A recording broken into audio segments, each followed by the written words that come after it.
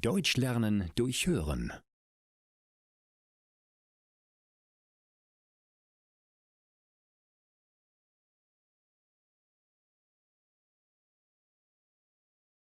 Manuela pendelt täglich mit der Bahn.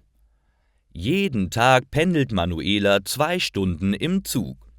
Sie wohnt bei ihren Eltern und ihre Universität ist 1 Stunde von zu Hause entfernt. Viele Freunde sind nach Köln in die Stadt ihrer Universität gezogen.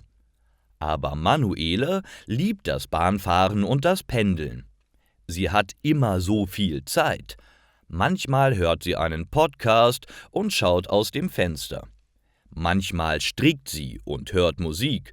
Manchmal lernt sie. Aber meistens liest sie ein Buch. Gut, Manuela will ehrlich sein. Sie mag das Pendeln auch wegen anderer Sachen. Oder Menschen. Jeden Tag steigt ein Mann in die Bahn, 2 Haltestellen nach ihr. Jeden Tag schauen sie sich an. Er lächelt ihr zu und sie schaut weg, weil sie schüchtern ist.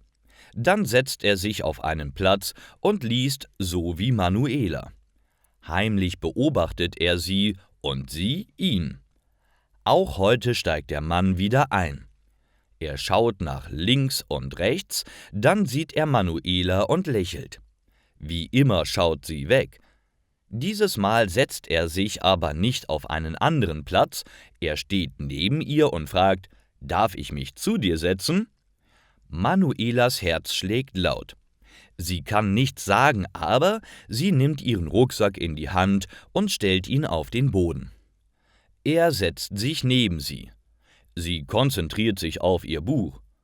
»Was liest du?« fragt er nach ein paar Minuten. »Es heißt 1Q84«, sagt sie und der Mann nickt gleich. »Von Murakami. Es ist eines meiner Lieblingsbücher«, antwortet er. Manuela ist begeistert. »Ich glaube, es wird auch zu einem meiner Lieblingsbücher. Es ist richtig gut.« Der Mann lächelt sie an und Manuela nimmt ihren ganzen Mut zusammen. »Wie heißt du?« fragt sie ihn. Seit diesem Tag pendelt Manuela noch lieber.